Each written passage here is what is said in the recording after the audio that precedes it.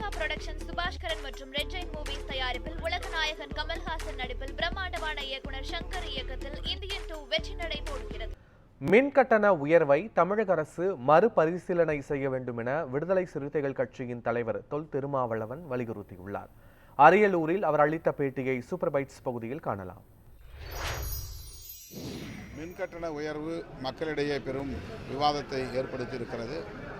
மாண்புமிகு முதல்வர் அவர்கள் இந்த கட்டண உயர்வை மறுபரிசீலனை செய்ய வேண்டும் என்று கேட்டுக்கொள்கிறோம்.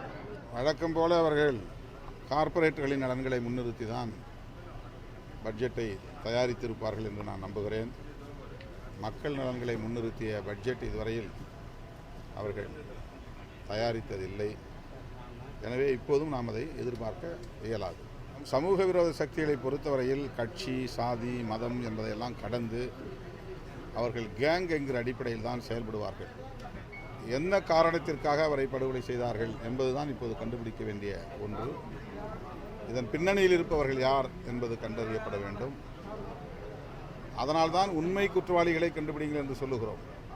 இது தமிழ்நாடு அரசின் மீது நம்பிக்கையற்று சொல்லவில்லை, காவல்துறையின் மீது நம்பிக்கை இல்லாமல் இந்த கோரிக்கையை வைக்கவில்லை.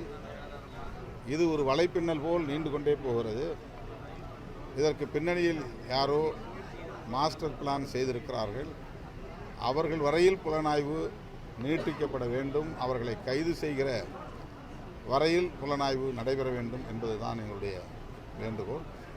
ஆகவே இதுவரையில் எந்த கட்சியாக இருந்தாலும் யாராக இருந்தாலும் சந்தேகப்பட்டால், தொடர்பு இருந்தால் அவர்களை கைது செய்வோம் என்று கைது செய்து விசாரித்து வருகிற காவல்துறையை நான் வரவேற்கிறேன். காவல்துறை நடவடிக்கையை வரவேற்கிறேன்.